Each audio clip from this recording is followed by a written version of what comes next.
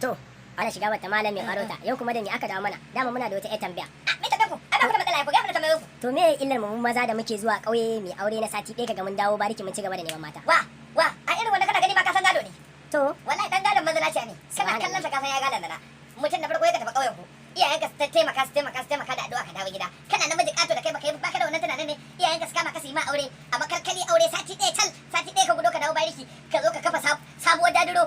Ba za ka koma gaban iyayenka ba idan an kira ka ce aiki yayi yawa. Wani irin aiki ne yawa ka zo ka kafa dadiro anan mun gani. gaskiya Ka ne. zo ka kafa dadiro anan muna gani wata ka 10 baka je ka ga amarya ka ba sati ɗaya. Ba dole ya ta koma gidansu ba. Gaskiya ne.